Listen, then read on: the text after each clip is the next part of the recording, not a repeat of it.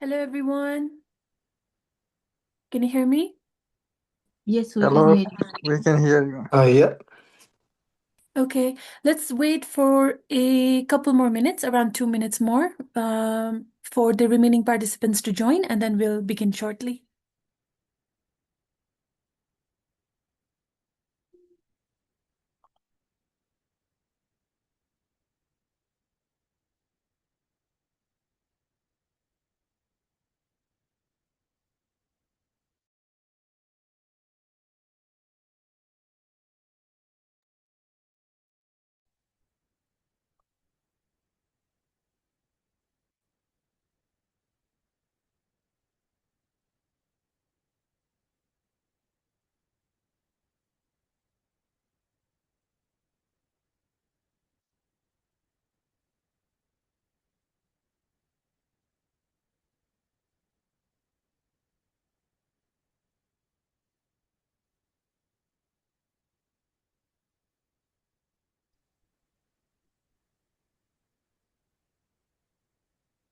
So in the meantime, we can start with the introduction first. Suraj, would you like to introduce yourself? Yes, Yeah, please introduce yourself, Suraj. my name is 𝐸𝑒𝑟𝑠. I've recently completed my Masters of Construction and Engineering Management from 𝐸𝑒𝑟𝑠. I have Mhm. background of civil engineering. I have worked in the related field for about 2.5 years. And currently, I'm actively seeking job on the related field. Thank you, Suraj. We'll go with Bhuvani Paudel. Bhuvani, would you like to introduce yourself?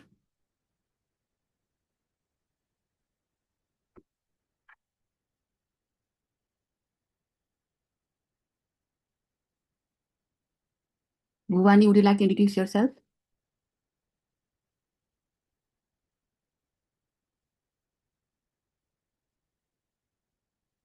All right, we'll go with the Vikas next. Vikas, please introduce yourself.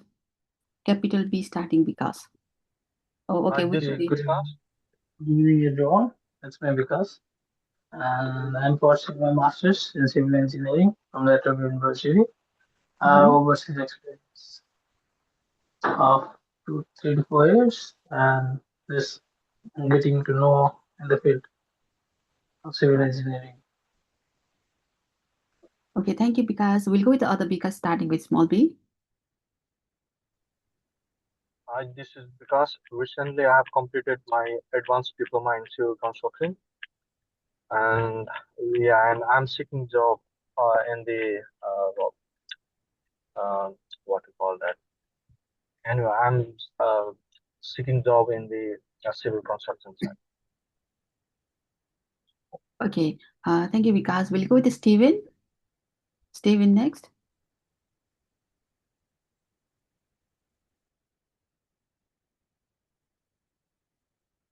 Steven, if you are there, are you able to introduce yourself?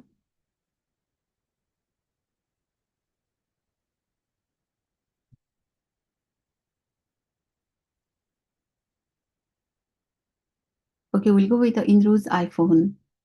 Indru next.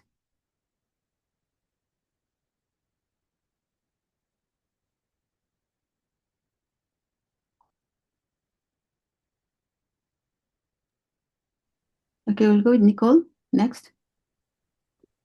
Hi, I'm Nicole Ragudo, and I am a civil engineer in the Philippines. I recently moved to Sydney and looking for work as well. Thank you. Okay, thank you. We'll go with the Sanjay next.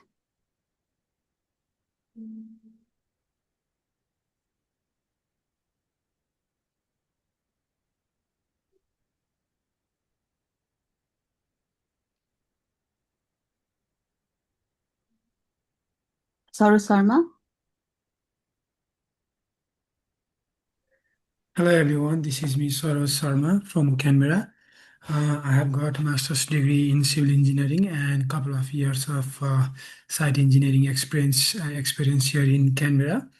Now I want to enroll in this class to get familiar with some of the design softwares. I hope I'll get those those, like those skills which I'm expecting from this entire recruitment team.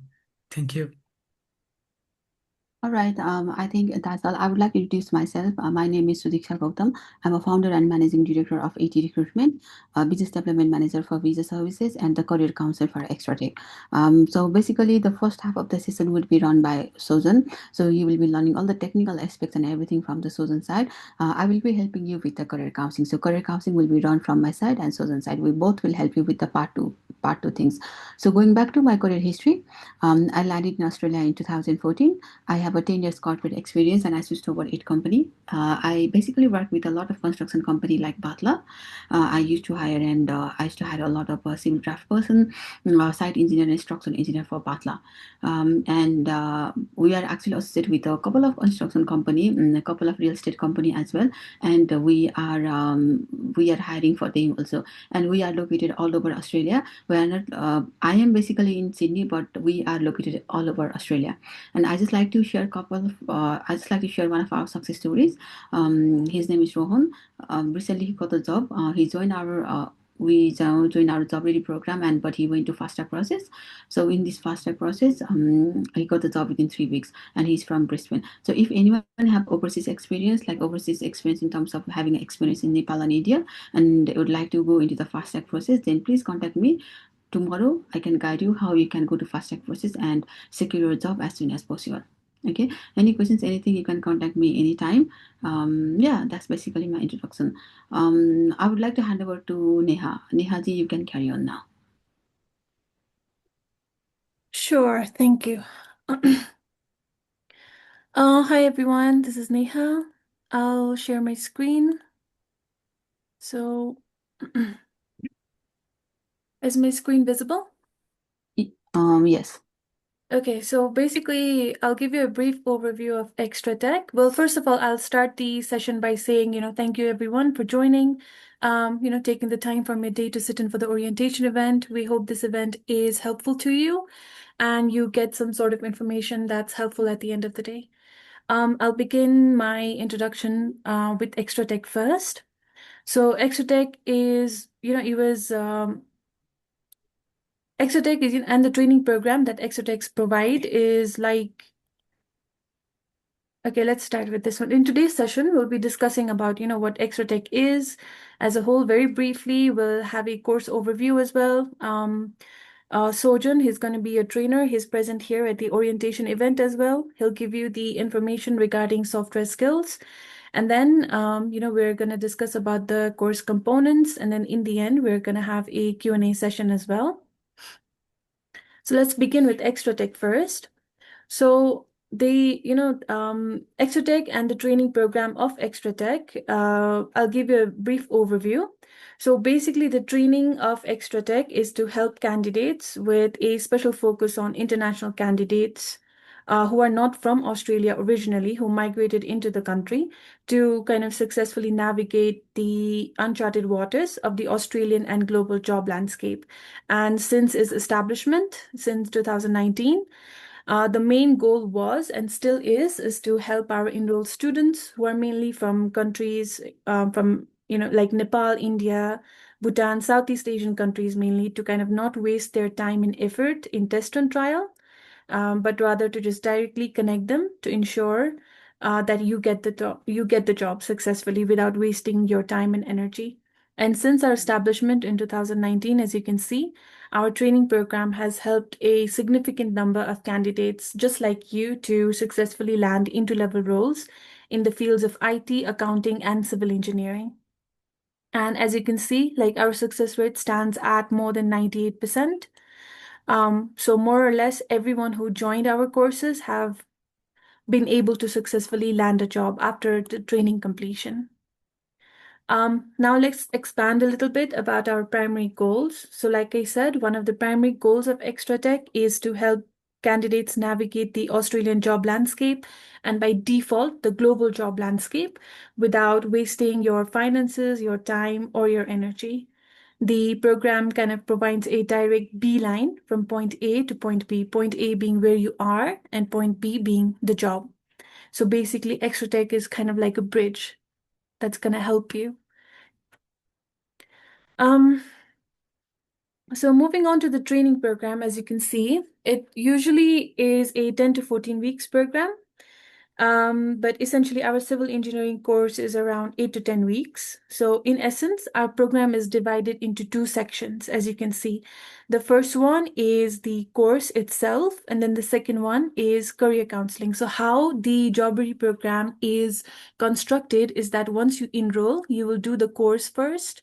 Sojan will give you more details on regarding what the course is going to be. And then once you complete this course, you move on to the second component, which is career counseling. Now, in career counseling, as you can see here, we understand that you kind of need to be very, very up to date in regarding to your behavior skills as well as soft skills. So the overall aim of the program is to help you both in software as well as behavior skills. So in career counseling, I'll give you a little bit overview on what we'll cover on career counseling. And once my part is over, I'll hand it over to Sojan. He'll explain about the software skills. So in career counseling, we're going to help you with your resume building, your cover letter building, your LinkedIn profile review and optimization, job search processes. We're going to have mock interview sessions as well. Basically everything regarding making sure that you're a good asset to any of the employers in Australia who are looking to hire. So it's very Australia based, it's very international based. So far, if you are doing applications, if you have been applying and you're not getting any callbacks, it might be due to your resume, might be due to your cover letters. All of these things are going to get covered in career counseling. And as you can see, one of the best parts of the program is that assistance is going to be given to you until you land the job. So no matter how long it takes, we're going to be there until you successfully land the job. So let's take a look at some of the benefits that we provide. So you can say, why not just go with other training programs? Why not just go with Udemy, Skillshare? There are free courses on YouTube as well. Why should we go with 𝐸𝑥𝑡𝑟𝑎𝑡𝑒𝑐ℎ specifically? So these are some of the reasons and benefits that you're going to get if you go with 𝐸𝑥𝑡𝑟𝑎𝑡𝑒𝑐ℎ. So number one, as you can see, it's live and personalized learning experience. So like I said, unlike Udemy, Skillshare, and all these things, we offer a very personalized attention and tailored learning experience. So this means that our trainer is going to be able to adapt the learning to suit your pace, basically. So unlike YouTube and Udemy and all these things, they're essentially pre-recorded, right? And one of the problems that you can face in such a situation is that the real life scenario does not match what is actually in the workplace. That's one of the challenges you might face. But in our case, you're going to get a very personalized learning training experience. Everything that you're going to learn, number one, the trainer is always going to be there. And number two, everything that you're going to learn reflects real world projects. So there's no fluff, there's no unnecessary education. It's all just based on real world. So next one, both online, in-person attendance obviously is available. You can do both. In-person is available for, I think, our office in Fishwick. But if you prefer online, then, online is much more convenient. Next one, 6 months leeway. So what this means is, if you join the course and then while doing the course in the middle, if you have to leave, if you are like going back home, or if you're sick or whatever the reason, you kind of need to put your account on hold. In such cases, we also provide another benefit, which is you can put your account on hold for 3 to 6 months. And within this time frame, you can rejoin again without having to pay any sort of extra charges. Next one, no program limitation. Like we said, 𝐸𝑥𝑡𝑟𝑎𝑡𝑒𝑐ℎ will guide you until you land the job. So we're not going to leave you alone once the program, is over. Until you land the job, you can just reach out to us. We'll be reaching out to you, updating you, making sure that you're doing everything correctly. So until you land the job, we'll be there. Next one, like I said again, real world projects, no heavy theoretical burden. Everything is kind of just based on real world scenarios. So it's basically like you'll be jumping from one job to the next, essentially. And next one, class recording. Obviously, you're going to get class recordings at the end of each of the lessons. So you can do revisions again at your own pace. You're going to get all of this. So why 𝐸𝑥𝑡𝑟𝑎𝑡𝑒𝑐ℎ? Basically, curriculum is created by industry veterans. So, this is perhaps one of the major benefits that you're going to get. Our trainer, Sojan, he's been in the industry, he's active in the industry, and he has been active in the industry for many years. So he kind of knows the ins and outs of what's going on in the Australian job landscape. So we can give you all of the information, which is very up to date, which is actually going on in the real world right now. And next one, our principal foundation of 𝐸𝑥𝑡𝑟𝑎𝑡𝑒𝑐ℎ program, 𝐸𝑥𝑡𝑟𝑎𝑡𝑒𝑐ℎ training or job ready program, whatever you want to call it. Like the entire principle is that we are going to help international candidates basically because we kind of understand how difficult it might be for international students or international candidates who have no prior knowledge about the Australian job landscape. It can be difficult, it can be discouraging as well, because basically you'll be applying and you're not getting any callbacks, you're getting rejections. Basically you apply and then they say, oh, we'll give you a call back, but then nobody ever does. So all of these things can be very discouraging. So in order to navigate all of this successfully, our entire foundation is that we're going to help international candidates basically. Next one, until you land the job, we're going to be helping you. It's a great choice to build networks as well, because like we've been in business since 2019, and since 2019, we have curated a very large network pool. Many of our students who joined the program, they have done the program and they have gone on to land very lucrative, high senior positions as well right now. So we're still in contact with them. We have a very large network, and this can be very beneficial for you because in the future, if there are job openings of any kinds, we can like directly contact the network, and most of the priorities will be given to our 𝐸𝑥𝑡𝑟𝑎𝑡𝑒𝑐ℎ candidates because of our networks. So it's a great choice for this as well. Next one, like I said, heavily focus on real world projects, no fluff. Unlike universities where you have to learn very lengthy theoretical subjects, all of that eliminated. Everything is just focus on real world. Next one, ample flexibility and cooperation. So, once you join and once you enroll, you're gonna be enrolled into a chat group where you can just directly interact with your trainer, your participants, anytime. If you have encounter any sort of problems or anything like that, you can just directly ping over there as well, and your trainer is going to be available pretty much 24/7 at this point. So there's very ample cooperation, there's flexibility as well. Now let's take a look at some of the preparation or software that we actually use. So basically there are two softwares that we use. We used to use Skype before. I hope everybody is kind of, familiar with what Skype is. So we used to use Skype before, but right now since Skype is kind of getting shut down, where everybody is migrating to this thing called Teams. So it's pretty much like WhatsApp, where, everyone is going to get grouped into one chat group in Teams. And then you can interact there as well. Teams is basically like WhatsApp. It's free to download. So it's a software by Microsoft. And once you enroll, you're going to get the Teams. And next one is the AMS. So AMS is the academic management software that is developed by 𝐸𝑥𝑡𝑟𝑎𝑡𝑒𝑐ℎ. So once you enroll with us, you're going to get a login portal into the AMS. And once you log in, you can access class resources. You can access the class recordings and softwares and whatever you need. Basically, all the resources is going to be here in the AMS. So these two are the main, software that we're going to be using essentially for learning. Yeah, these are some of the frequently asked questions. We are going to get back to the questions towards the end of the presentation as well. But yeah, this is pretty much the career counseling part and the introduction part of 𝐸𝑥𝑡𝑟𝑎𝑡𝑒𝑐ℎ. Now I would kind of like to hand over the presentation to Sojan. He's your trainer and he'll give you more further information regarding the software and the curriculum. Over to you, Sojan. Hi everyone, thanks Neha, thanks for the introduction. So I'll just quickly share my screen and I'll introduce myself as well. Just give me one moment.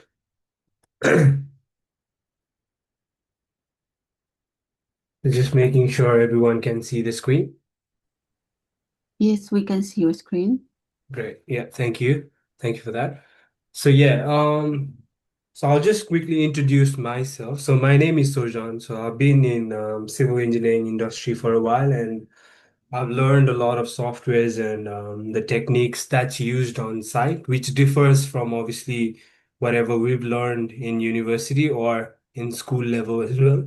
So yeah, it's kind of like it's interrelated, but it's a bit different as well. The things we apply there and the things we learn, you know. So I'm trying to cover up that gap so you guys can be aware of what's in the industry and be confident in interviews as well as in putting your portfolios in your CV. Okay, so basically like increasing your portfolio designs. Okay, so you can put them in the CV there. All right, so that's basically me. That's what I'm trying to achieve here. So probably I'll also open PPT. So yeah, I'll just quickly introduce about this program and then we can go through some of the examples, you know. So yeah, I don't want to bore you with all these theoretical knowledge. Yes, just quickly about the program and we can go through the real life examples, you know.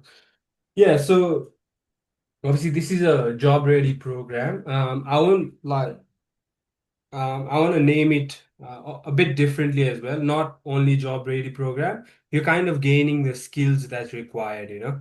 It's not job ready, I would say. It will be like gaining the skill. It's not only for people who don't have jobs. It's also for the people who have jobs and who want to upskill themselves, okay? So yeah, like just upskilling yourself so as well as like finding a job, you know, it helps there itself. Okay. So today's agenda is so I wanna as I've already done, welcomed and introduced myself. And then I just want to talk a bit about project management, design and drafting, why it's important, and the software overviews, what are the softwares used in the industry and what we'll be learning. Okay, and then what are the learning outcomes? So what you can expect from this course. All right, and what are the essential knowledge for civil engineering careers, especially in Australia? Yeah, what are the knowledges you need to know, and what are the gaps you need to fill?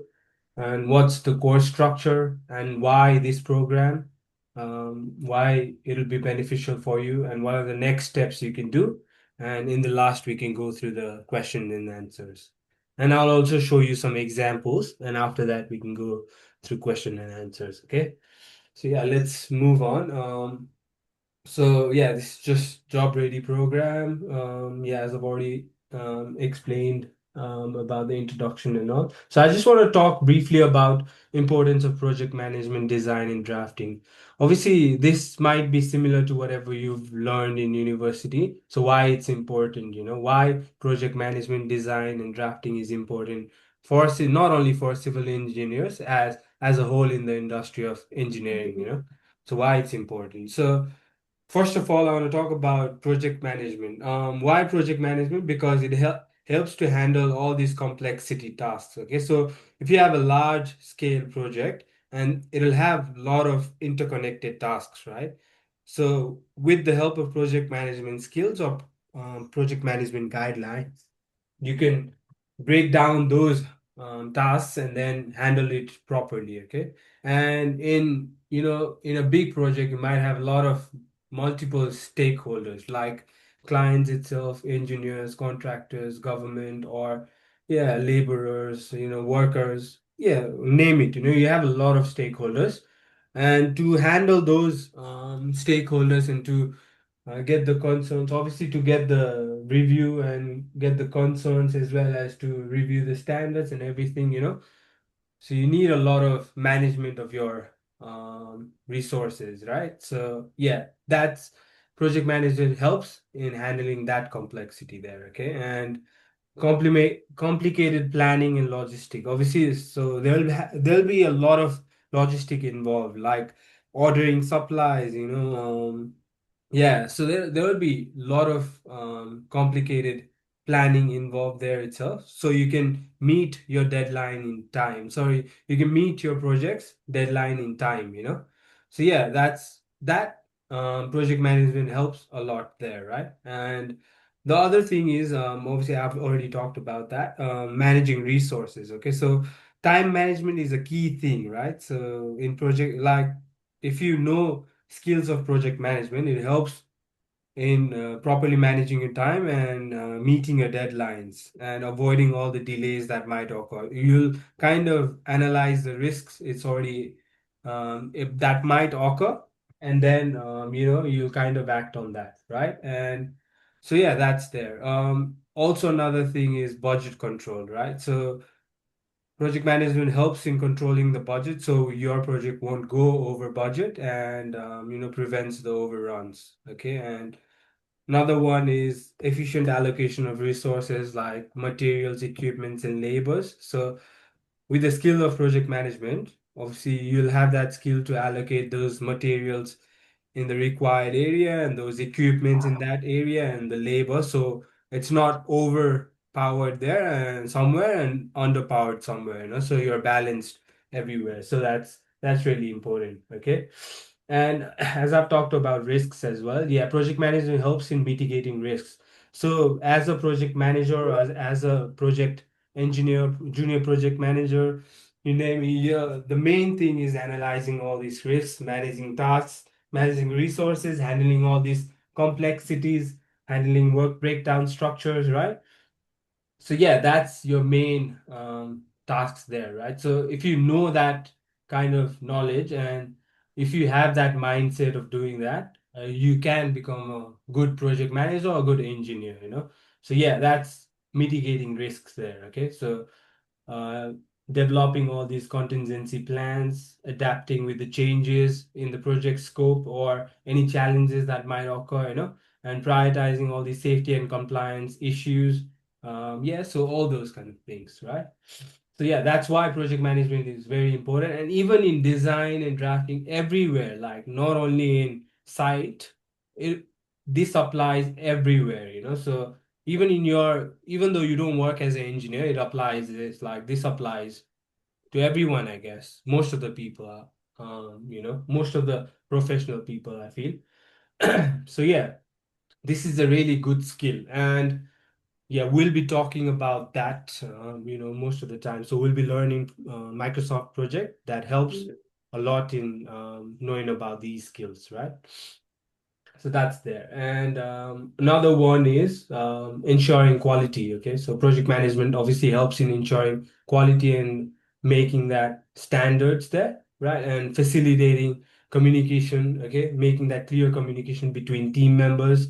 Okay, so yeah, those are the things. And in short, obviously, to conclude, I would say project management helps in increase project success rates. Okay, improve efficiency and productivity, enhances communication and collaboration, and helps bring a safer working environment. Okay. So yeah, now I'll talk a bit about design and drafting. So design and drafting now in this digital era, okay, it's very important. Without a design, without a draft, like you can't start a project itself. So you need planning, you need these designs, you need concept, detailed designs, to start a project. Like at least a mid project. Obviously, smaller projects you can do without a design as well. But if you're doing something mid-level or high level, yes, you need designs and you need to comply with standards. So that's what design and drafting is.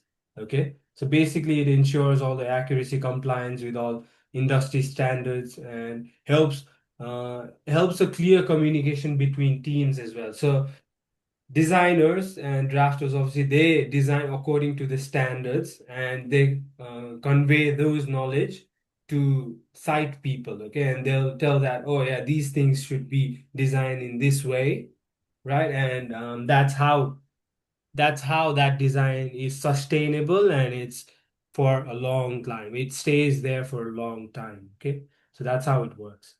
So yeah, also effective design helps reducing cost and improve all the project outcomes. So you know about the cost, you know about the materials used beforehand than like after starting a project, right? So you'll calculate the cost, you'll calculate what labor, materials it might be using, resources it might be using beforehand, right? It's not after you're starting. So that's why effective design or designers or drafters are really important there. And getting those skills, I think it really helps in your employment, and getting advanced, upskilling yourself in your career as well, and getting more opportunities, I guess. Yeah, you can say. So yeah, so these skills are really key skills, and it helps in increasing your employment chance, right? So yeah, especially in structural, road design, urban planning, and infrastructure development, like design and drafting is really important. Okay, so that's the key areas you can look for design and drafting. Obviously, not in geotechnical and not in surveying, because that's a different area. But yeah, so all these are listed here. These are the most important ones. Okay, where design and drafting is important, like, used. All right. So yeah, that's there. Now I'll just give a brief software overviews, what softwares we'll be using. Okay, so the softwares we'll be using are special, like these are not limited to this. I'll be also teaching some more like QGIS, we'll be learning about Excel, rational methods as well, using Excel to calculations and all. So it's not limited to this, but these are the key softwares I want to teach. So why these softwares, okay? I'm not only focusing in structural, I'm not only focusing in one key area, I'm focusing in all key areas. Like, for example, you're not learning about drafting only, you're learning about road designs, drainage design, structural as well. You're learning about surveying as well, a bit about culvert repairs, culvert designs, okay? So those kind of things. Yes, that's why I wanted to include all of these. I know this will be a lot, and it'll be a big learning curve for those who don't know anything about this, but it helps you a lot in the industry, because these are the key softwares that's used. Okay, so AutoCAD, I guess most of you guys might have heard about AutoCAD. Okay, so AutoCAD is mostly used for drafting purpose, but it's also used in design as well. Okay, so to create all these 2D and 3D plans, you can use AutoCAD nowadays to create 3D plans as well. But before it was not 3D, it was only 2D plans. But yeah, now I think you can use it to create 3D plans as well. So AutoCAD is really powerful software. It's mostly used for diagrams, like drafting purpose. Okay. And yeah, it's really good. And in structural, you can design in structural as well. Okay. Can be used as a design software for structural, because yeah, so that's there. And then Civil 3D. Okay, Civil 3D is also a part of Autodesk software. So that's basically for 3D designs, okay? Especially for civil side, not structural, it's civil side, okay? So it's specialized in civil engineering projects like roads, drainage, grading, earthworks, yeah, and all those. And it helps in productivity. It helps in, as I said earlier, like it helps in calculating the cost earlier, calculating cut and fill volume so you can reduce the cost, all those kind of things. So that's why Civil 3D is used, and we kind of learned that we'll be doing, and each of these software will be doing one project each, Yeah, so that it makes sense to you. Yes. So we'll be doing that. And yeah, Civil 3D very powerful software. It's mostly used in Australia. All right. And in conjunction with this, there is another one, Civil Site Design. So it's an extension for Civil 3D that's mostly used in local governments. Okay. And now I think it's replacing 12D, Civil Site Design and Civil 3D in conjunction. Because Civil 3D only, it's a bit hard software to learn. Okay, but I'm not saying hard. It just takes a lot of step to do the same task. Okay, but in conjunction with civil site design, I'll just type it here. And yeah, so I'm teaching that as well. Civil site design. Okay, so yeah, these are in conjunction, and with these two combined together, it's powerful than 12D as well sometimes, I think it's getting better and better and kind of replacing 12D. So, but I wanted to cover both because you never know which company you get a job in and which softwares you use, So that's why I want to give you the basics of these, all of them, okay? So yeah, Civil 3D and Civil Site Design, both design softwares. In conjunction, it works really good. Okay, and 12D, same thing. It's also same as Civil 3D and Civil Site Design software.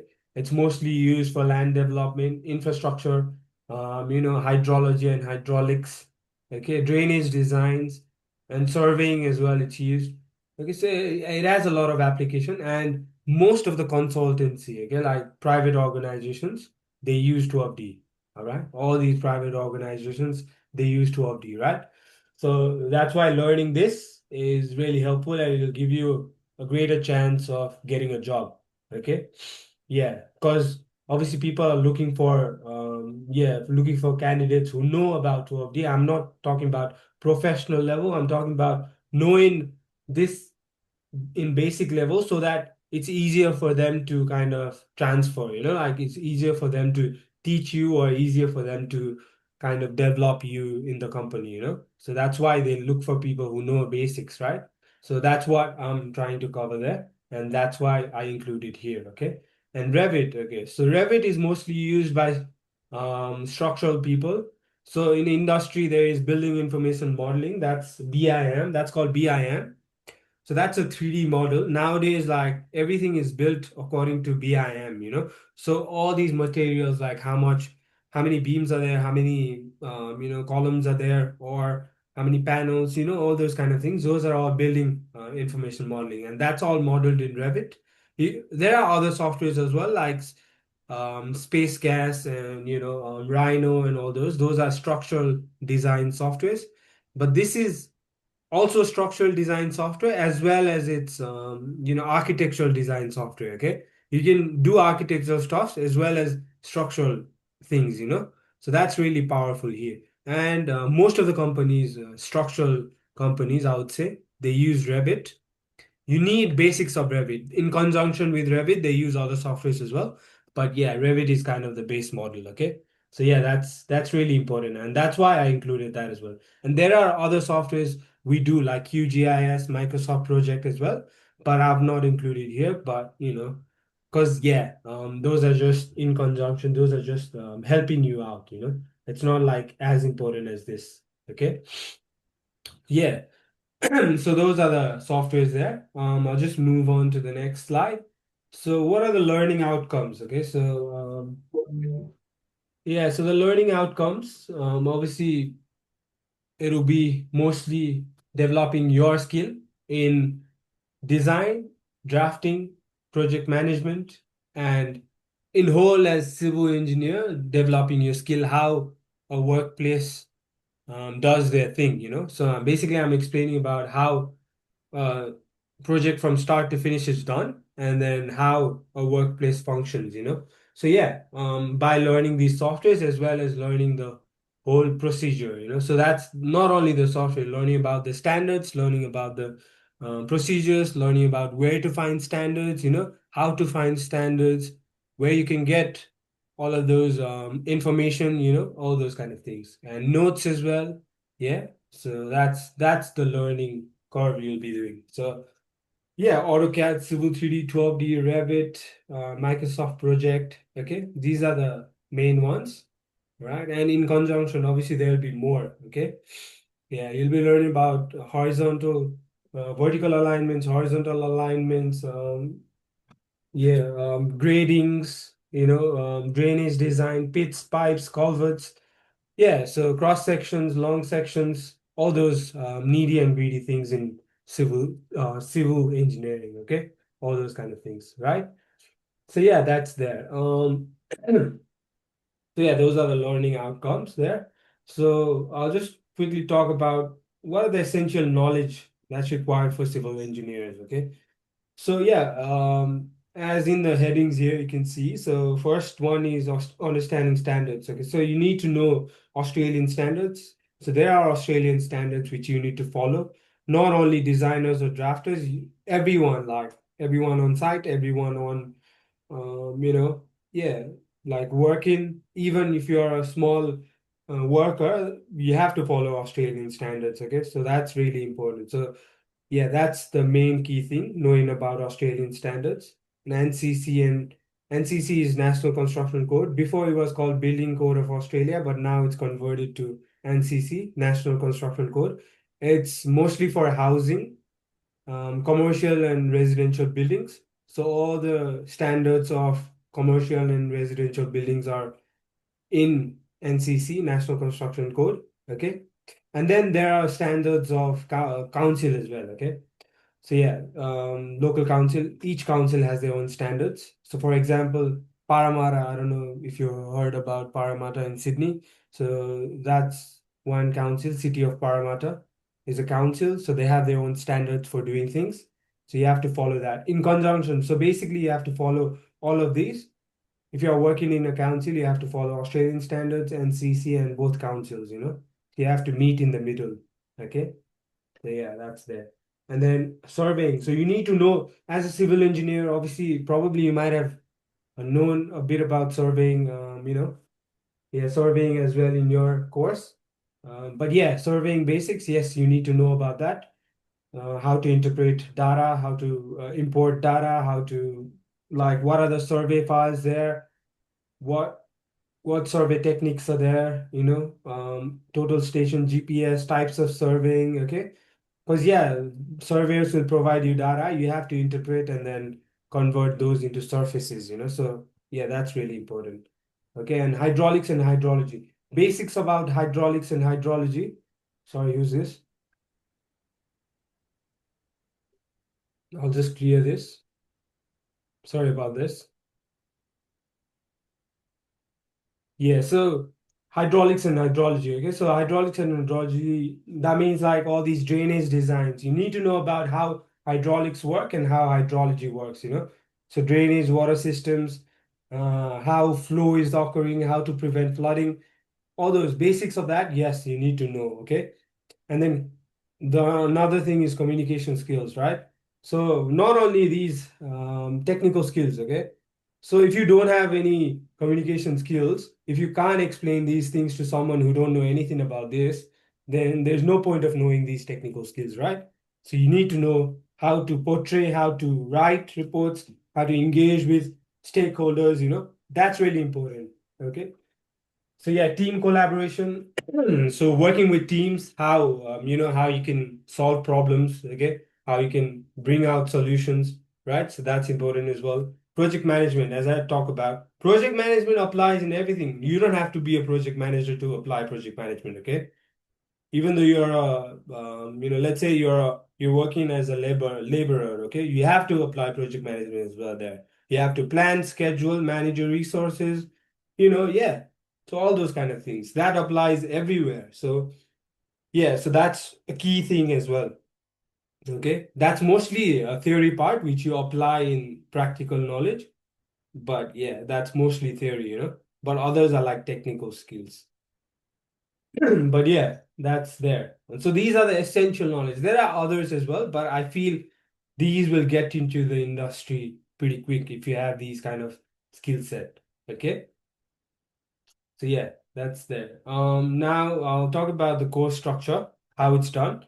So I've only mentioned week 7, but we'll be going longer depending on like, cause I'm doing new things every sessions. So that's why we might go longer, like 8 to 10 weeks as well.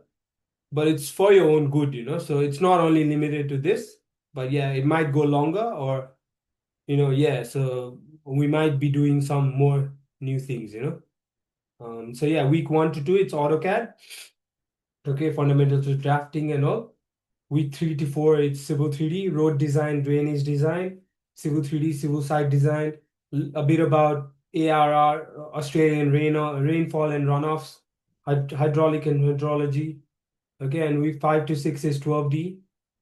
Yeah, this might interchange, you know. Sometimes I might teach Revit first and 12D at last, you know, but yeah, it might change. But yeah, week 5 to 6 is 12D.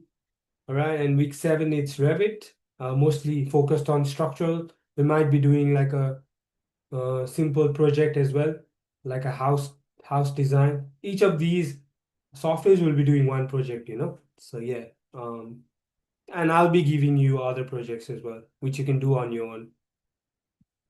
So that's it. And week 8, 9, we'll be doing MS project. Again, knowing about project management and also the revision of all, okay? Just revising everything. Yeah, so collaborating with teams to know if you need any help with anything, okay? That's there, all right? So yeah, this is the course breakdown structure. Why this program? So why you want to join this program? So this program, obviously, like I'm trying to, portray my, like, whatever I've learned by myself, in this long term. So I want to kind of give it out to you guys so you can kind of learn it faster, okay? So now I guess most of you guys know, like, oh, AI might be there and all, but, it's not like, obviously you need to know what's right or wrong as well to use AI, right? So that's there as well. So I'm giving you hands-on trainings, mentorship as well. I'm giving you all the resources, course materials, templates and tools. Obviously, certifications, if you want like references and all, yeah, I can provide you that. Networking. So in this team, obviously, you'll be networking with people here. Yeah, and then the bigger the network, you'll have better chances, right? So that's there. And the next steps now. So what are the next steps? Obviously, the start date is Monday and Tuesday. So obviously the start date is to be announced, but it will be Monday and Tuesday, okay, from 6 p.m. to 9 p.m. That's the course. Yeah, every Monday and Tuesday, 6 p.m. to 9 p.m. So it's not like roughly 8 weeks, I would say, but it might go longer. But yeah, so if you want to join in, you can contact our admin team, and so I can help you with your advancing your civil engineering career. Yeah. So yeah, and I think that's all for now. I guess, yeah, that was a quick, I guess I took a bit of time here, but any questions regarding this? Anything about the course structure or anything, whatever I said, before I go into the examples?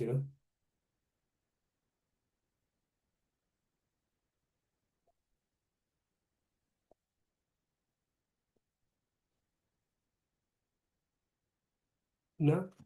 I think everyone's happy, I guess. Is it? No, that's all good. Yeah, we'll just go through some examples and then maybe in the end you might have some things. Yeah, yeah, I'll just open one Civil 3D project I have at the moment. So this one, yeah, we did it, I think, yeah, 1202, so nearly. Yeah, we did this project. So this is basically like a subdivision project. So what we did here was we designed the road according to the standards. Okay, we designed roads according to the standards, and also we did gradings, okay, stormwater drainage. So these are creeks there. So you can see these creeks here. Okay, so these are all the creeks there. Rivers, like it's called creek. We can also call it river as well. But yeah, so so basically we're draining all the water into these creeks. So basically all these creeks are flowing down, and low point is here, right? So we're trying to drain all the water from these roads into here, okay? So yeah, half of them it might drain here, half of there here, and we also designed culvert. So we followed rational methods and did some calculations about how to size the pipes for the culverts for 10% AEP for 1% AEPs. Okay, so yeah, that's what we did, and yeah, we followed these through and then designed that. So this is one of the project we did. Okay, so yeah, that's there, and I want to show you how it looks when you plot it off and all. Okay, so let me show you that. Just give me one sec. I'll just load that up. Okay, so basically this is also one of the subdivision. It's not the same project, but you have to create all of these like title blocks and yeah, all these details in AutoCAD. Yeah, and then you can print it off. Okay, so basically you have to fill up all these and then you have to create those. Okay, see, cover sheets, you have these existing services, what you have there. Okay, like these are all existing sewer, existing water. Okay, and then these are existing, yes, existing water there, and then storm water there as well. Okay, so yeah, EW, that's all existing, right? Yeah, and then this is just the layout plan, how it will look, just a concept. Okay, this is a development application. I'll go through more later, like when you start the project, but yeah, this is a development application. You're just submitting it to the council saying that this will be built.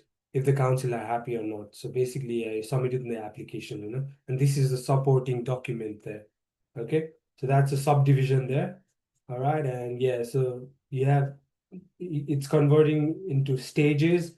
Like when you're constructing, it's constructing in stages. Like for example, stage 2A might be, it depends on the construction crew as well, where they want to start, developers, where they want to start. So this stage 2B might be constructing first, and then this might, but yeah, these are divided into stages. So it can be divided, the construction can be divided.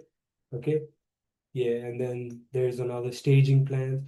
So yeah, we have 277 pages, okay? So it takes a long time to kind of create this plan, right? So yeah, there are lots of other things as well. This is one of them, important ones. That's cross section. So how your road will look like. So basically, it will be 9-meter width road. Okay, you have curbs there, and bottom there will be stormwater, water, sewer, electricity. Yeah, all are there. Okay, so all of these should be designed by you. I mean, as civil engineer, if you are designing, yes, you'll be doing that. If you are constructing, you'll be doing this. So yeah, that's there. This is cross section. I'll just show you two more things, and then probably we'll end this. Yeah, I want to show you like the long section plan. Yeah, so that's one of the long section. So basically that's dashed line. That's the existing ground. So basically the existing ground is going down and then going up. You can see how it's not even. Okay, it's not smooth. That's existing ground. Okay, it's going down and then you're going up and going down again. But here, so this is design. So basically like you can see that black line. So it's so smooth there. So your road needs to be smooth, right? So you're slightly going down and then slowly going up and going down again, right? So yeah, basically you're following these standards, like how many curves you need to have, what's the grades of the roads you need to have, minimum 1% grades and all, following those standards and creating this, right? So yeah, that's cross sections. Under there are stormwater pipes, 1,050 pipes. Okay, that's box culverts. Okay, sizes are 6 times 2.4 times 1.8. 1.8 is the height, 6 is the width, and 2.4 is the length. Okay. So yeah, that's there. Yeah, so there are like 270. So obviously we won't go through this all, but I just wanted to show you an example of how these are done. Okay, so how civil engineering plan is formed. Like in title block there, you can see title blocks, and then all these details are given. Okay, and these are checked, right? So yeah, that's the thing, and we'll talk about, probably we're out of time, so I want to talk more, but yeah, so there are other things like standards, standard drawings, these are council standards. So City of Parramatta Council, they have standard drawings. So basically they want their curbs to be like this, these sizes, okay? So yeah, you have to follow this size, okay, to design, right? And there are other things as well, like for example, path. So how wide your path should be, 1.5 is the minimum there, So yeah, that's there. And what the joints should be, like a structural, how many joints there should be and at what distances, okay? So yeah, these are the standards you follow, and you kind of design in these softwares, right? So yeah, you put it in these softwares and pop out the PDF basically. Yeah, just wanted to explain about that, I guess. And I'll just give you a quick overview of Australian standard. So this is Australian standard. That's concrete structures. So basically, if you want to build any concrete structure, you just follow these standards, okay? I mean, this is like 213 pages. I mean, I'm not trying you to memorize all of these, but I just want you to get the context of what's included here, right? The contents, what's included here, and what you can find here, and how you can do things, right? So design for, design procedures. What are the design procedures? It's all given here, and we'll be going through certain, examples to go through these as well. Okay. But yeah, just wanted to show you that, and don't want to bombard with a lot of things today itself. But yeah, these are the important things, I guess, in civil engineering, Yeah, there are more than that, but yes, I believe these are the ones which will help you a lot. Yes. Now, I think any question, guys? Anything you wanna ask or anything you didn't understand, Any confusions about the code structures or anything you wanna learn that's not included here?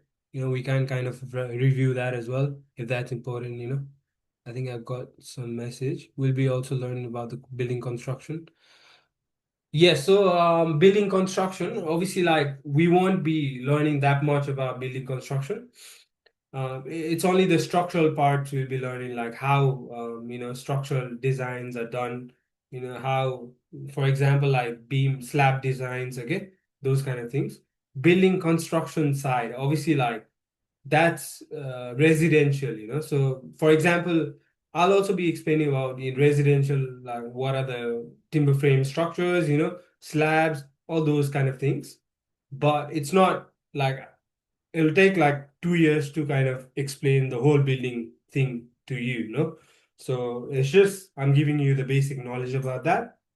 If you want to know more, you also have to do your own research, So yeah, just wanted to cover most of the things, like the most of the basic things, so you can land a job, You don't have to be a professional to get a job, okay? You have to know the basics, right? So yeah, I hope that answers your question. So we'll be learning about that, but not in like detail, okay? Yeah, I hope that makes sense.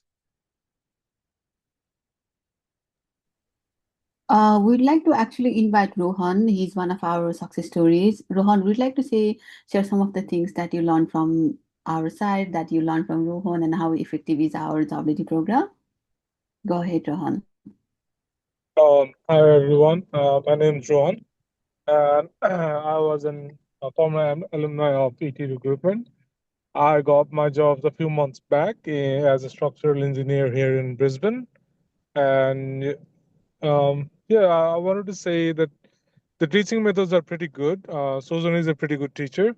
He gives us adept knowledge on everything we need to know, the basic knowledge we need to know to actually, to tell the employees what they want to hear in the interviews, and he gives us basic knowledge on the building codes and structures in the as Australian code, and the career counseling part by Sudhi ma'am is also very good. I got prepared for my interviews by giving a couple of mock tests before my interviews, and they also helped me, to by teaching me when to apply for a job, how to apply for a job.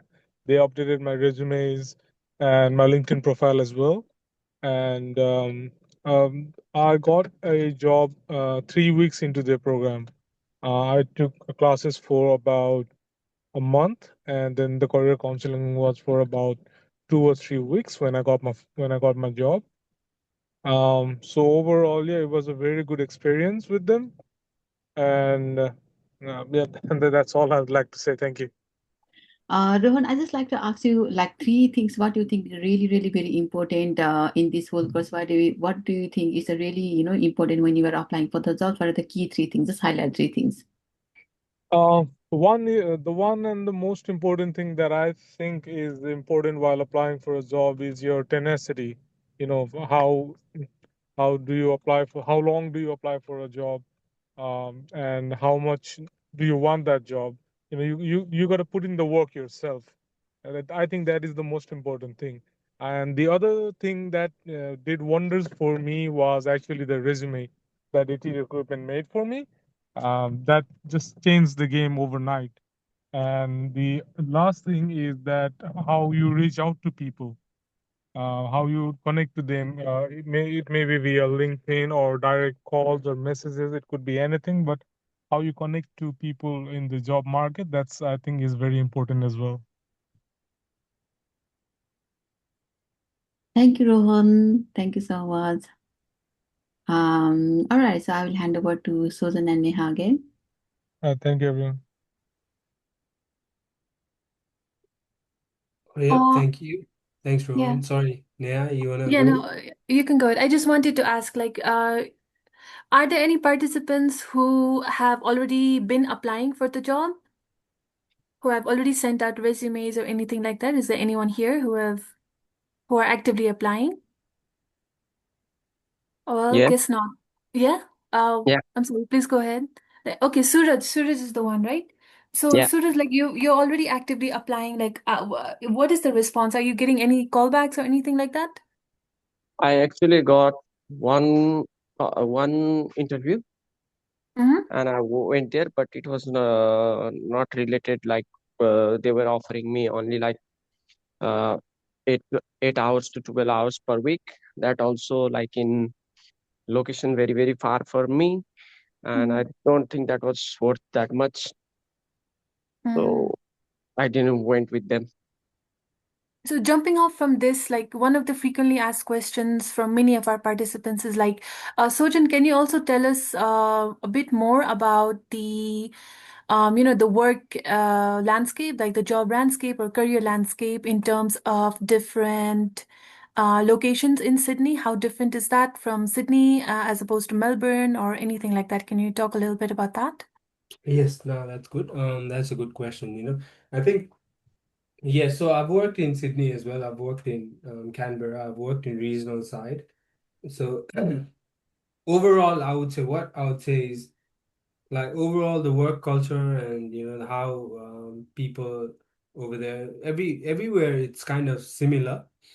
Like yeah, everywhere it's similar. It's just the only thing is how like obviously Sydney is kind of a rush place. Like it's very people are very in a rush, and everything is fast paced and yeah, everything is quick and you have to do things quickly and everything. So yeah, that's why Sydney, I feel it's yeah, it might be a bit pressure for, people who are starting, like, cause yeah, you have to kind of know a lot of things in a short period of time. Okay, that's there. But in regional side, what I felt was it's kind of relaxed and it's not that as fast paced as Sydney.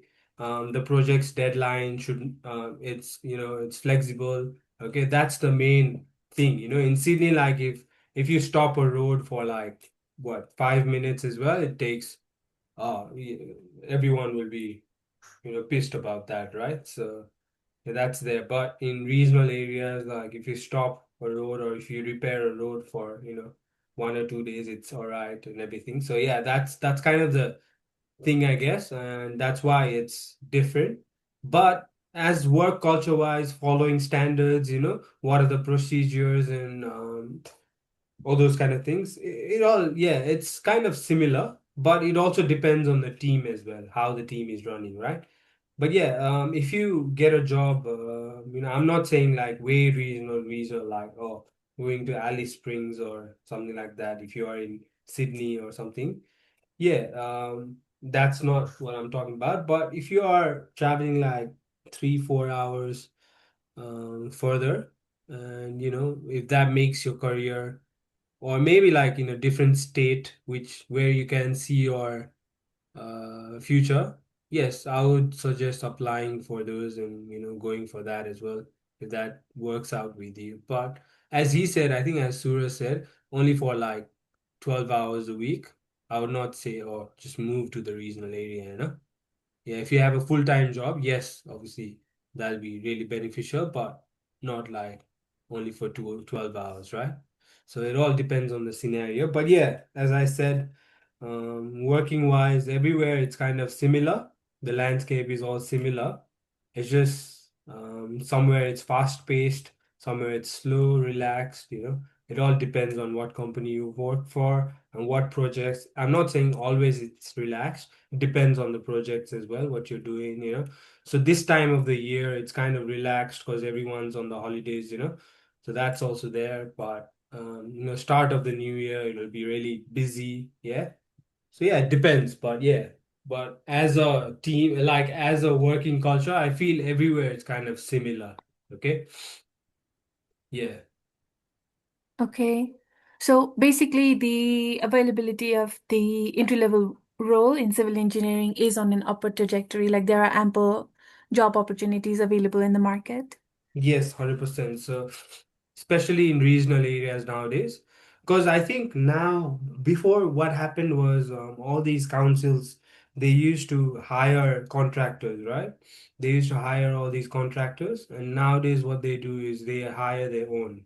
Okay, so I mean, they make their own employee, right? So before it was a contract-based jobs, but now it's employee-based. And even though you go in regional areas, there'll be a council, right? So you can work for a council as an engineer, especially a civil engineer, because council is mostly all everything civil.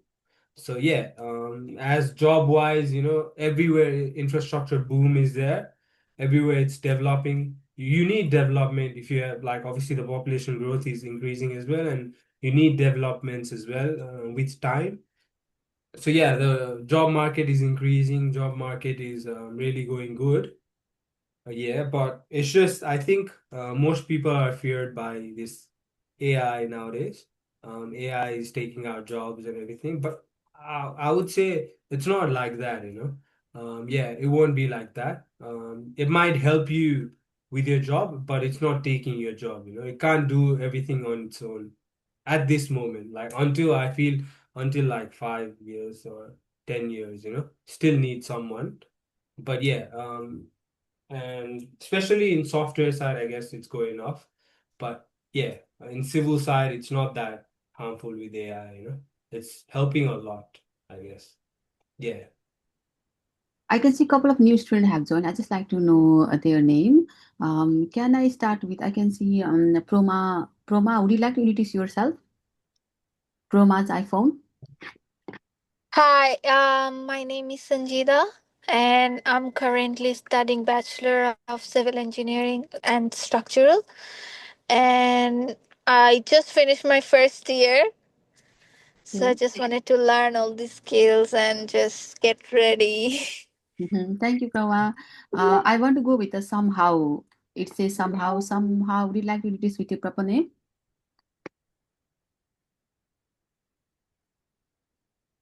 Are you there somehow? Would you like to introduce yourself? Well, with the TR, it says TR. Would you like to introduce yourself?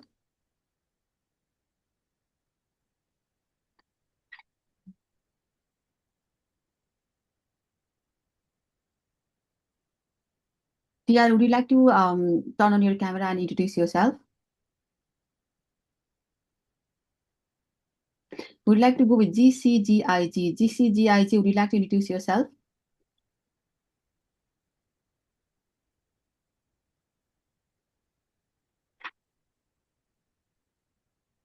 So far we have all the introduction, but we don't have introduction related to somehow, TR, and GCGIG. May I please take the note? Yes, sure. Okay, besides class will be physical or only online class. Definitely technical classes would be online, because Susan is really occupied person. He has to, someday he has to go to Wagga Wagga, someday he has to go to Canberra, someday he had to go to Melbourne because he's handling a lot of government project. But if you want to go with a career counseling would be online, because I'm available in the office. If you wanna go career counseling, if you wanna go career counseling physical, then you can come and visit me in the office. So technical will be online, but career counseling will be flexible. It's online and physical both.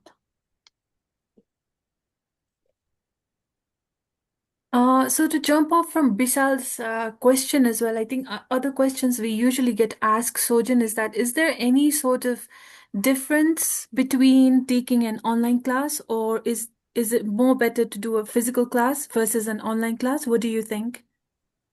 Yeah, I don't know. I think a lot of people have this thinking that, oh yeah, if I come in person, like I'll learn a lot.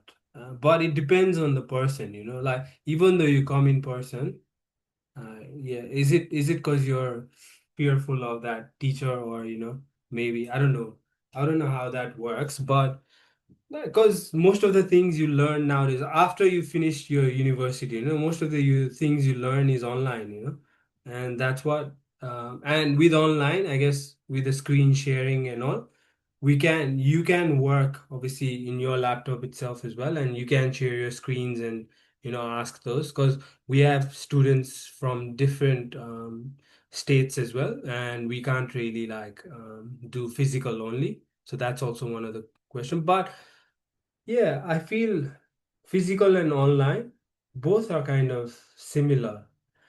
Yeah, I know some people prefer physical, but I feel it's similar, if you have that passion to learn, if you have that passion to grow, yeah, anything would be good. Yeah, there's not much of a difference when it comes to online and physical classes. And like we said, Bisal, you'll also be provided with the recordings as well. So you can go through the recordings to revise at your own time as well. And plus, everyone is going to get grouped into a Teams chat group as well. So if you have any sort of confusion later on, like after classes are over, you can also kind of connect with your trainer on the Teams as well. Like, hey, I'm kind of confused regarding this. Can I get some help? And then Sojan can help you there as well. So there's not much of a difference when it comes to physical or online. Basically, you have all of the resources at your disposal when you enroll with us.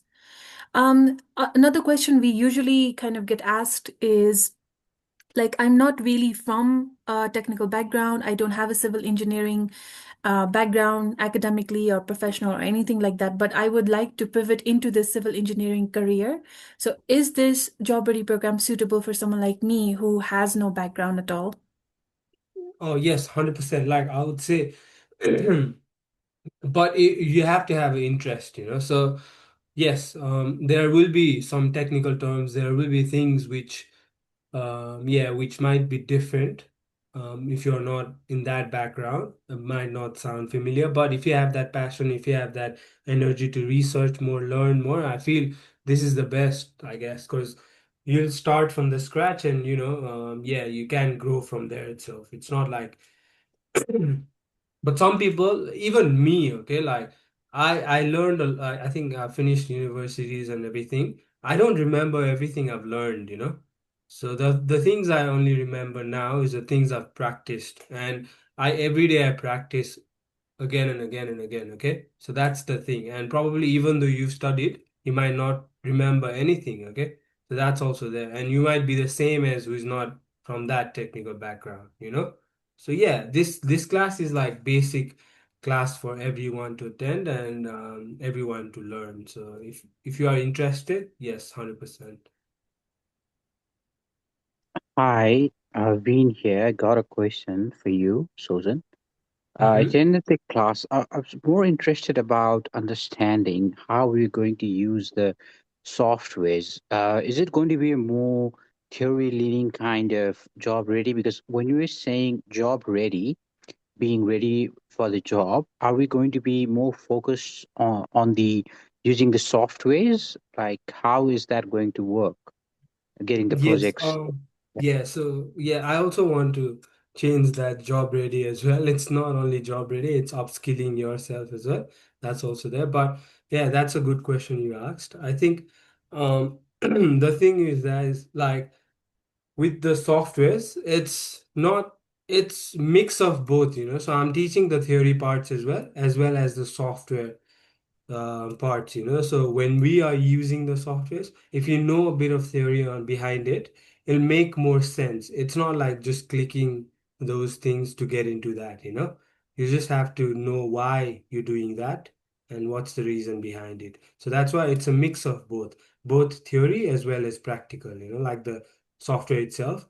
So I'll be teaching how the basic things works in the software, and then I'll be teaching like how theory runs behind it. So for example, like vertical grading. So what vertical grading is, and what horizontal alignment is, vertical alignment is.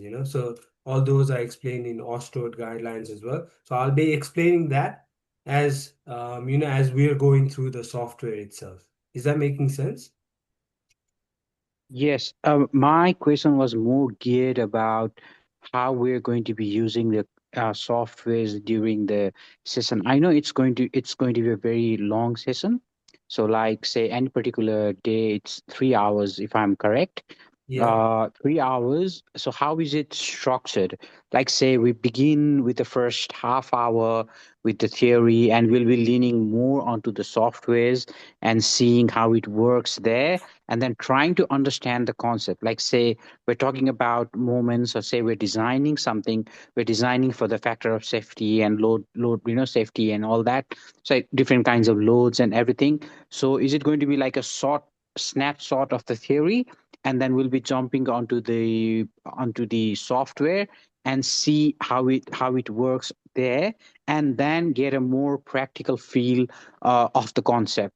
I'm just trying to understand the how the structure of the session works, like the 3 hours, how is it being structured?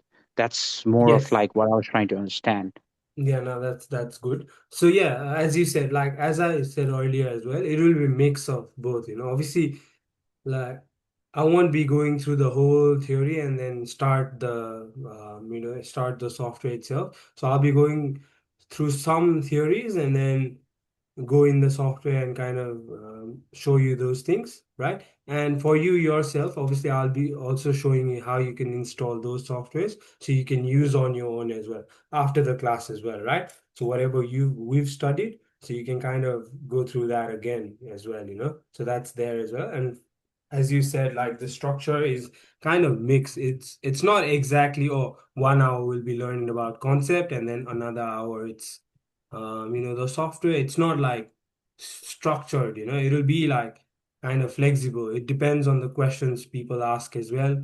It depends on what we are doing as well. Sometimes some error comes in the software, it might take a while, so yeah, that kind of things there, so it's a mix of going back and forth into theory and going into software, so yeah, it's back and forth and back and forth. It's not like structured, oh yeah, this, you know what I mean? Is that making sense? Sure. Why I was trying to, because you said, there like it's like a 7 week or maybe a 8 week course. So for particular software, we're giving 2 weeks.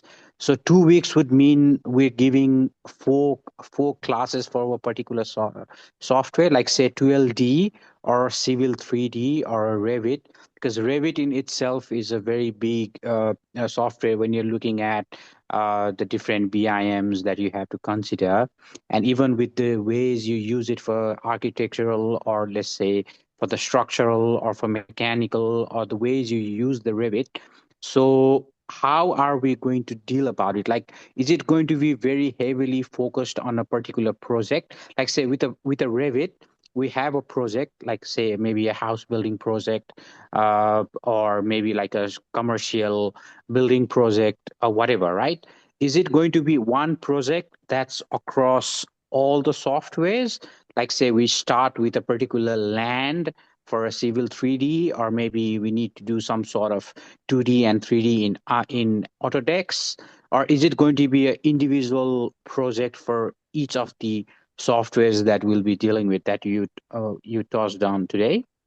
Yes, thank you. Thank you for the question. Yes, so we'll be doing each projects for each softwares. So for example, I'll show you one example in Revit. So what we'll be doing in Revit, just give me one sec so that you have an idea there. I'll open up that project. So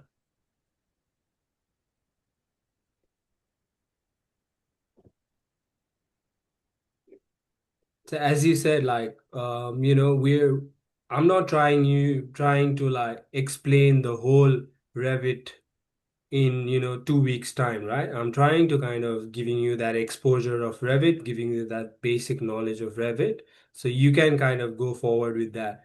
And you can go and you're confident that, oh, you're using Revit and you have the knowledge of how this Revit works, the basics of Revit, right? So those kind of things. And with all the software, it's kind of same, right? So I'm just giving you that basic knowledge where you can portray those into your interviews or into your technical analysis. Sometimes, companies might ask you to use the software in the site itself, like in the interviews as well. So you can do that, that sort of thing, right? So let me open up. Just give me one. Yeah, I'm just finding out the Revit thing.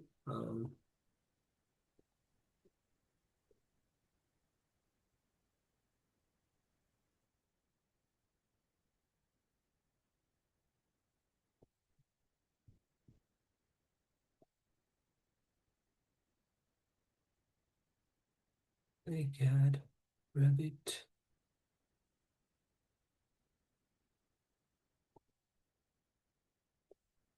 Okay, so for example, this is like a simple garage, right?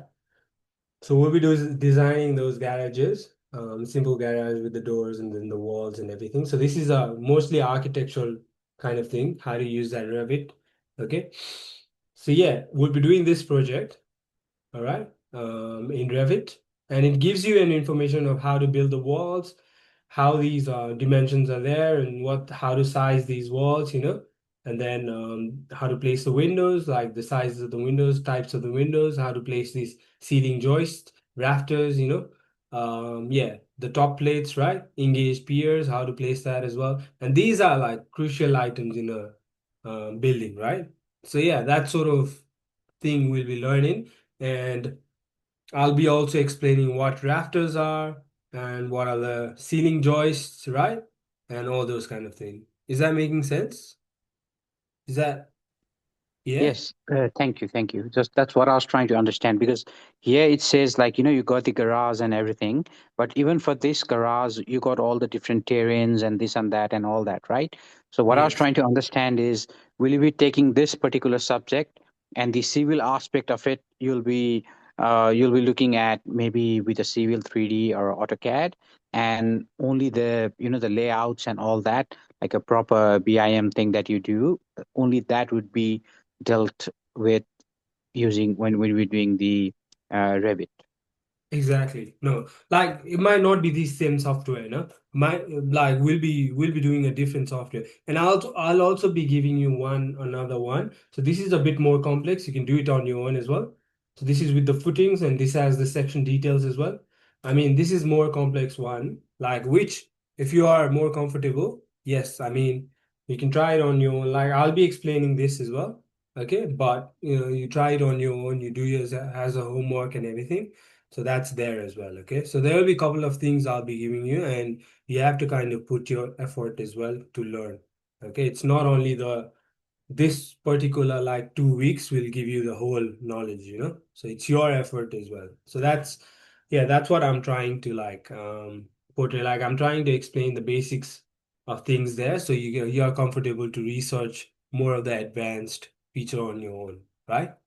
Yeah, and you can ask So me questions if you have so it's any. more of like we'll be dealing with the basics during the class, and then like say you'll be giving some sort of projects that we or let's say once we decide to go through the program that we do on our own, and then we collaborate with that with you down the line and see whether like how we are progressing. Is that how it's going to work?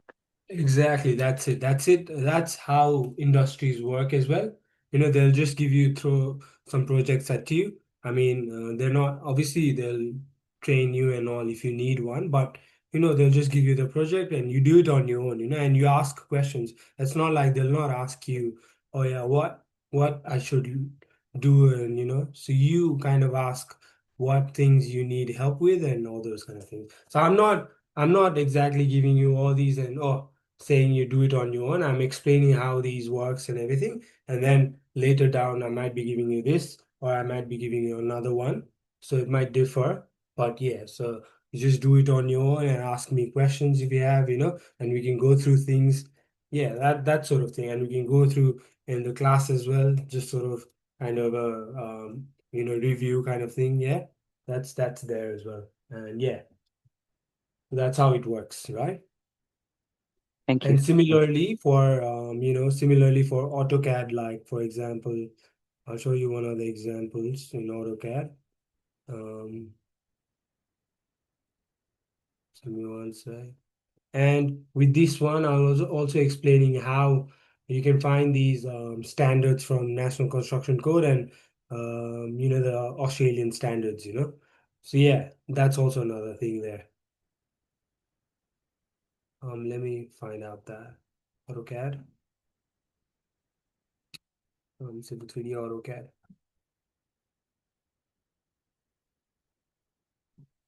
But similarly, AutoCAD also has these things. I might, yeah, I might have saved it some in my other laptop.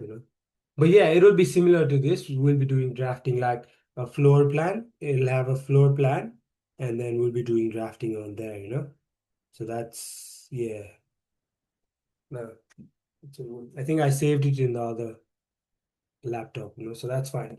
Yeah, it'll be similar to this, which we'll do in AutoCAD, you know. And Civil 3D, there'll be a survey points I have. Okay, so we'll be using that and then designing our roads. I'll be giving you concept designs and then we'll be designing through, you know. Yeah. Thank you. Thank you, Susan. No, that's all good. Thank you, Vin. That was a good question. You know, I think it might give a clear picture for everyone as well. Now, good. Yeah, Any we other have it. questions? Yeah, Sorry? we have one question from Indra. The question is, will we receive the software or do we need to purchase a subscription? Yes, so I'll show you how we can access the softwares. Okay, I'll show you those. But with 12D, like it's a very expensive software, so I can't give you access with that. Only I'll have the access, but we're kind of in the process of putting that into you know into the remote desktop so everyone can use it. But yeah, so with 12D, it's a bit hard software, like it's very expensive. But with Autodesks, I'll provide you how you can access the software. I'll give you details how you can access, you know. So will the candidates need to pay or is it gonna get Oh told? no, sorry, No? no, yeah, No no. payment? No payment. Yeah. Okay. 12D, like, yeah, you might not be able to yeah, get the access with 12D. Only remote access, not the software itself in your laptop. But yeah, with other ones, I'll show you how to. You don't have to pay. Sorry, yeah.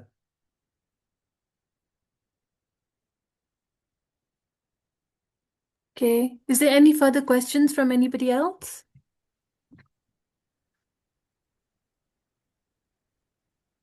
Sojan, quickly, there's one question. I think like this is probably the last questions because we are nearing the end of the session as well.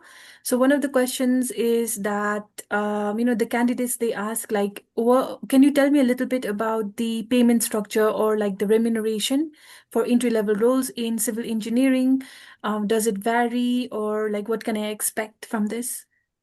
Yes. So first of all, like I would say everyone, you know, if you get a job, no matter the salary, you know, yeah, just take it. I mean, it's not about the money, it's about the skills and the experience you'll gain, okay? First, that's the question. It's no matter what, like no matter you get what, 50, 60, 70, 80, whatever, you know, just take it. Yeah, do it for a while, and you might get other bigger opportunities, you know, with that, okay? So it's not about the money, it's about building your skills, building your career, okay? You might like do another job, like do something on weekends or do something to live for now, you know? But yeah, if you want to uplift yourself, yes, take whatever's given to you at the moment. I mean, I'm not saying like, oh, you work for free. I mean, yeah, if you work for free as well, yeah, that's good as well for some time. Not all the time, but yeah, you have to prove your worth as well. It's not about the money, okay? So that's the first thing I want to say. And the second thing is obviously the salary range is from, you know, $70,000 to, yeah, even entry level you can get up to like 80, 85, depending on the hours you work. Yeah, so in site engineering role, like you might be working like 12 hours a day. Okay, so that's why it's 80. Okay, and in design you'll be only working like 35 to 38 hours a day, sorry, a week. 35 to 30, yeah, 8 hours a day, and in site it's 12 hours a day, you know. So that's the difference, and that's why the pay is different there. Okay, that's also another. So yeah, just think about range from 60 to 80. Okay, so even though you get less than that, just take it. Okay, take it for now and just get that experience, get that exposure, how it's done and everything, and yeah, you can get into other jobs, you know. So yeah, that will be my point of view. Yes.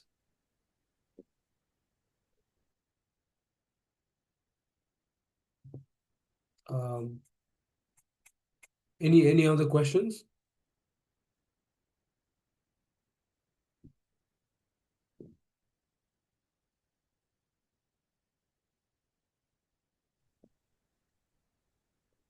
I just like to cover a couple of things that I'm getting from student when they have inquiries.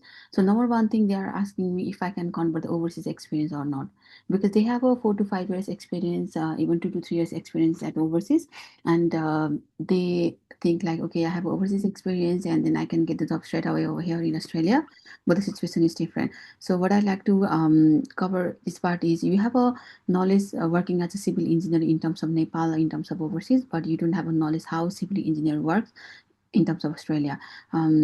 So yeah, so we are basically the bridge for you to get a job in Australia, having the overseas experience. So at the initial phase, go with the contract whatever you received, and then what I advise you is, after 6 months when you are changing job, you can highlight your overseas experience and you can go into the bigger company with a higher salary. Any concern on this thing? But at the moment, if you give overseas experience, then it will be overqualified in your resume. Resume will create a resume through AI. Don't build your resume in the haphazard way, because recruiter will keep your resume in a blacklist way.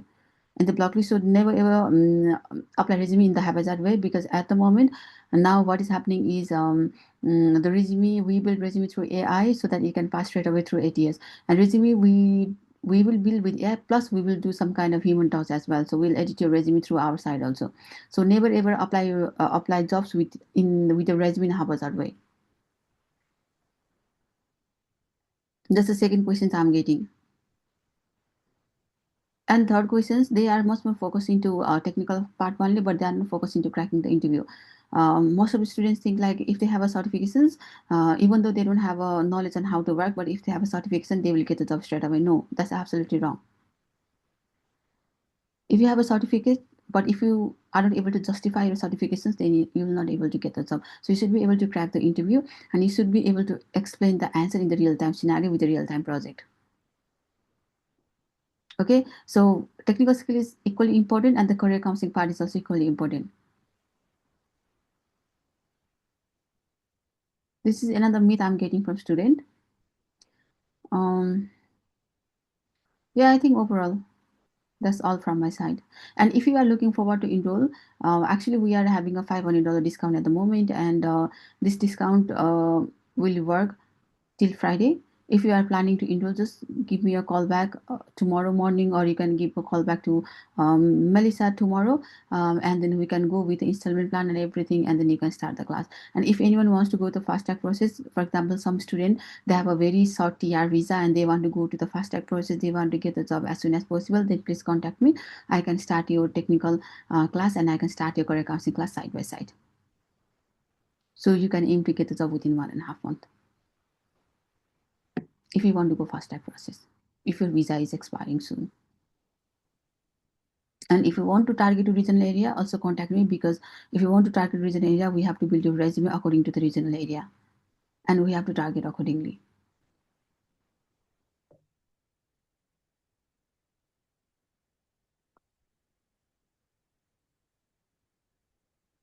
Any questions so far?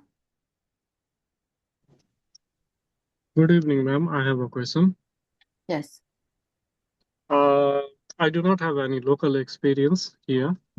All I have is overseas experience. I was looking for a job, applied to so many jobs, this and that. Right now, I landed myself into this unpaid internship kind of thing for 3 months. So, is it worth taking a risk? I am actually working and I'm getting paid, and I'm just being scared that I have to work for free, pay the bills and things. Is it worth taking the risk? So, see, there's the two things I would like to explain. The first thing is, I don't recommend anyone to do internship, because if you do internship, they don't have any motivation to teach you, and you will also not have motivation to learn as well. Because at the end, you will, even though you do placement, even though you intern, I have a lot of students who did intern, but at the end they are coming back to do job lead program with me. Okay, because when you go for intern, you will not learn much. Okay, so I actually don't recommend you to do intern. Another thing, you have to be crystal clear. Even though you are in a student visa, even though you have a local experience, even though you don't have a local experience, even though you are in a graduate visa, even though you are a PR citizen, the main thing, to get a job into the market, you need two things. One, baseline of technical knowledge. Second, you must have a local experience. If you don't have a local experience highlighted into your resume, if you don't know the basic technical knowledge, then you will not get the job. Okay, so that's two part is very important. So at the moment, Silas, even though you have overseas experience, you are not getting the job. Why? Because you don't have a local experience. Regarding local experience, again, I'm telling to each and everyone, we have a lot of construction company. What I can do is I can put, because they all are my client, I can highlight that construction company into your resume so that at least you can show that you have been working in the company from blah blah blah time. At least your resume will gonna get hit, and rest of the things Susan will cover the technical part. That's it, finished. That's how you will get a job. And basically you are doing intern with us. So whatever the job lead program you are doing with us is you are doing intern. Okay, so but that's fine, Silas. Even though you are doing on-paid intern, go for it. And side by side you can also do job lead program with us and go through the fast track process. Okay, go through the fast track, and after getting the job in 2 to 3 months, and then you can cancel that internship. Will that unpaid internship count in my resume? Yeah, it will count. No worries, ma'am. I'll take my time and I'll be in touch with you regarding these matters. But again, what I'm saying, Silas, is I'm not saying that whatever you are taking the decision is wrong. I'm not saying that. But again, this is only based on my experience. Only based on my experience. Whoever the people done internship, whoever the done internship for 3 months, they are coming back to me and doing job lead program. They are saying, "Oh, Didi, I haven't learned anything from intern. They didn't teach me anything." So basically, you have to do job lead program. So, so what I'm telling you is, don't waste your time 3 months, because time is very important. You have to be crystal clear. Money is not important. Time is much more important than money. So don't waste your time. You can do intern side by side, and you can also do a job lead program side by side. And also, I will tell you guys straight away, there will be massive hiring till month of the February, and March. And after March, there will be Easter. From April, it will be market will be down from April. There won't be any hiring till July, August, and you will be basically pushed down to first fiscal year. And right now, market will not be same like that. At the moment, even I can see there's a lot of vacancies opening for civil engineering. Whoever the student I have handled, they are getting a lot of jobs, they are getting a lot of inquiries, they are getting a lot of interviews calls, because there is a massive hiring. Why? Because there is a nomination open. Last, I think in the month of November, there was a nomination, PR nomination open for social work, for civil construction, and for the nursing. That's why there is a massive job opening for social work, nursing, and for civil construction. So grab the opportunity. It will not come again and again. 2024 market was literally down. 2025 in the beginning market was down, but 2025 after October there is massive hiring for civil construction, massive hiring till the month of February. I can say it is the month of March, but after April market will down. So grab the opportunity. I'll be Okay, in and touch with also you, we ma'am. are providing discount and everything. If you want to go with the installment plan, I'm more than happy to help you with the installment plan. One more thing, money should not be the factor for you to make your career. Money should not be never ever be the factor to make your career. I literally don't like any student saying, "Oh, Didi, your fee is very expensive." No. And this is a 1 year service. We will help you until you get the job. What I want is Rohan. I can tell you, Rohan get the job within 3 weeks, and now Rohan is working for me. I'm paying him. He's working part time with me. He's actually taking my Brisbane business. See, don't go with a short term relationship only. Right now, I'm here. Why? I don't know. I'm not here to teach you all the technical knowledge and teach you with all the resume branding and LinkedIn branding. No. Why I'm here? Because I want you each and everyone guys to get the job into civil engineering field. That's why I'm here. So your goal and my goal should be aligned. If your goal and my goal is aligned, then you will get the job. I'm not here to teach the technical knowledge. I'm literally here. What I want you each and every one student who are here in this session to get the job within the month of February. By February, 2 months is more than enough to get the job in the market. More than enough. You must do some kind of hardworking things as well. And if you have some kind of finance issue, I can help you with like some kind of discount, and I can help you with the installment plan as well. But money should not be never ever factor for you to build your career. And time is always valuable than money. This whatever I'm speaking is all based on my experience, because I'm speaking with 1,000 students in a day. And from last 5 days, I'm speaking with only civil engineering people. And 90% people, I'm speaking with those who have overseas experience and they want to make their career as soon as possible over here, and they are struggling. Okay, any questions so far?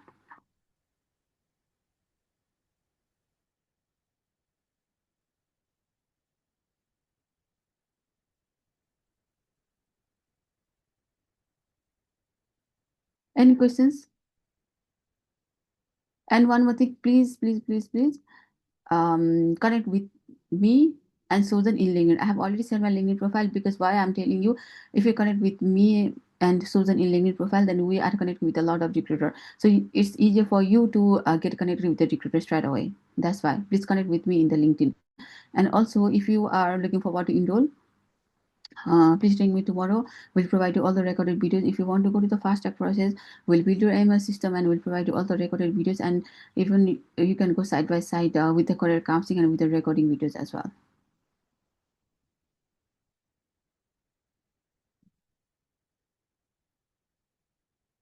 Any questions?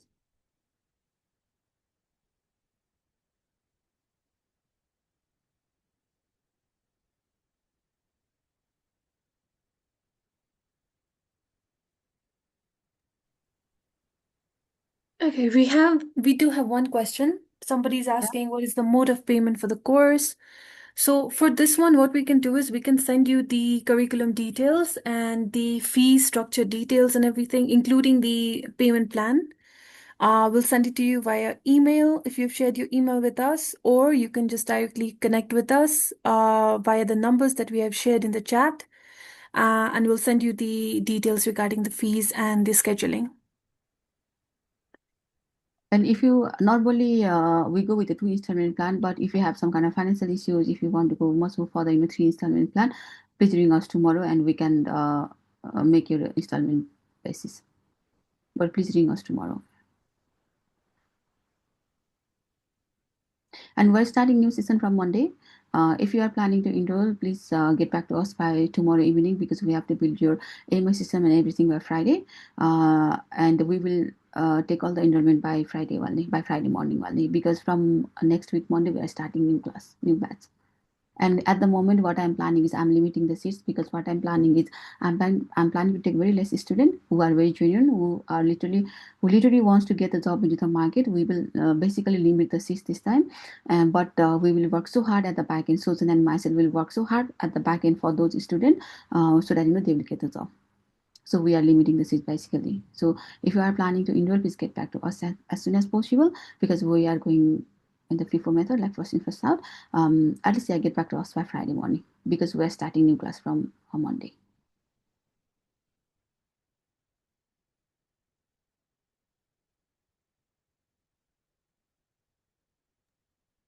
Okay, is there any further questions from anybody else? Otherwise, we're nearing the end of the session. It's well over 2 hours as well.